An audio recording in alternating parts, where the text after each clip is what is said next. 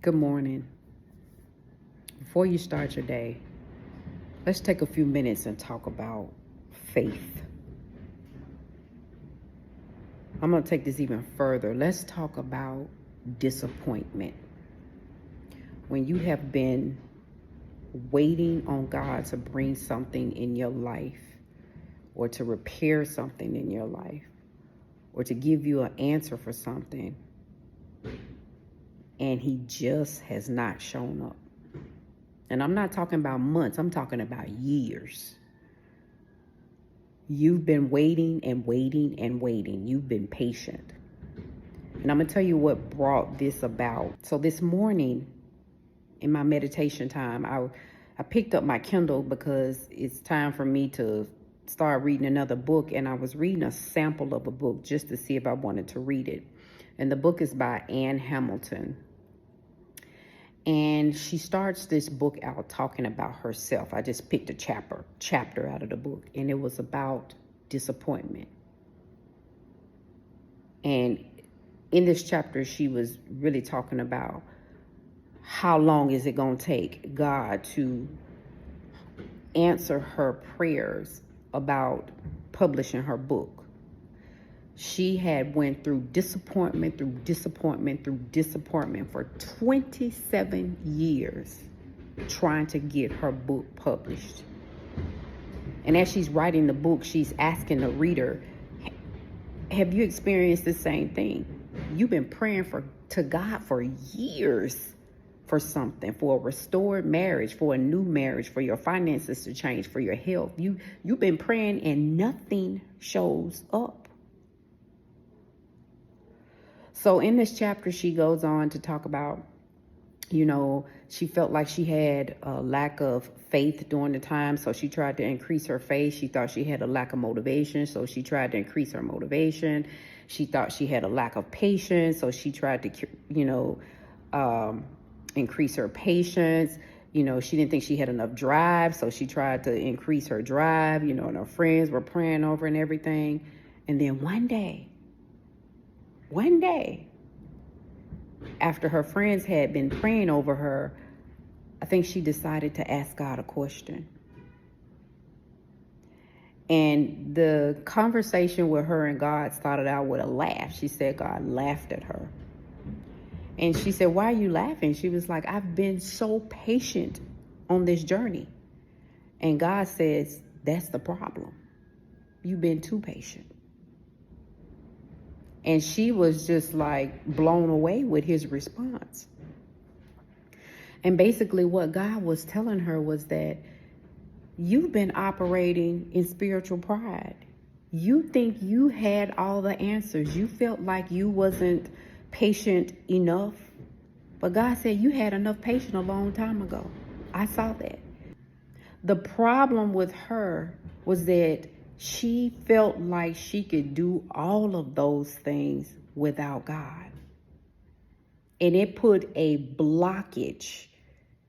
It put a wedge between her and her success. God was not going to allow her to move forward without her seeing that you're going to have to come to me no matter what. Your success in life and whatever you do relies on your relationship and your dependability on me. You have to be totally dependent on me, no matter how talented you think you are or how gifted you think you are. It still takes the presence of God. So she said after some time, she just sat with God. And He began to show her little things about her writing that was off.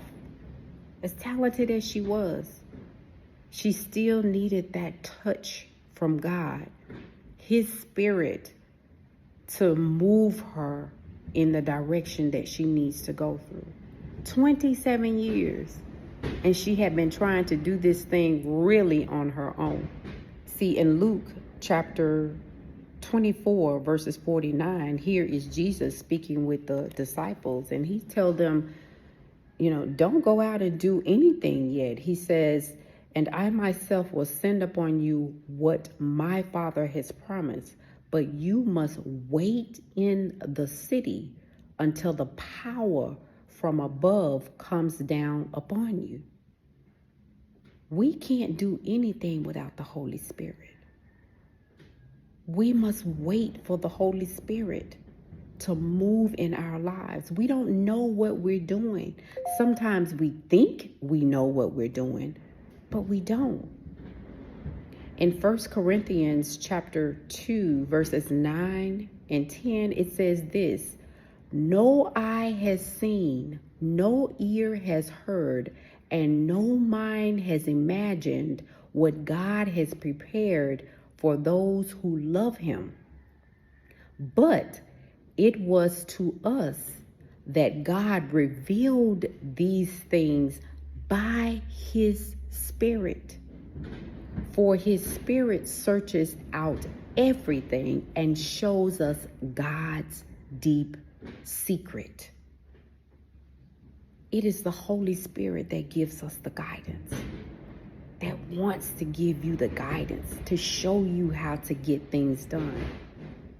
Even in the beginning, in Genesis chapter 1, verses 1 and 2, it says, in the beginning, when God created the heavens and the earth was a formless void, and darkness covered the face of the deep, while a wind from God swept over the face of the waters. That wind was the Spirit. Then God said, let there be light, and there was light. So it takes the Holy Spirit with God speaking, or his word, to be in your life, and then light will be revealed. A way will be revealed. A strategy will be revealed. A plan will be revealed. God will show you what you've been doing wrong. He will show you what you've been doing right. So I want you to be encouraged, because it may not be what you want in your life, but the way that you're going about getting it. And it may not be who you have included in your life, but who you have excluded from your life, the Holy Spirit. And it may not be that you're not doing enough. It may be that you're doing too much. Doing any type of operation in your life without including God is called spiritual pride. It's taking the strategies and the plans and the resources of God and not including him. Include God in everything in your prayer life. You mean to tell me that you can pray without including God? You sure can. Coming to God with all just your list of things and say, God bless this, that's excluding him. Include him in your prayers. Include him in your request. And watch and see how God will open doors for you. Y'all be blessed.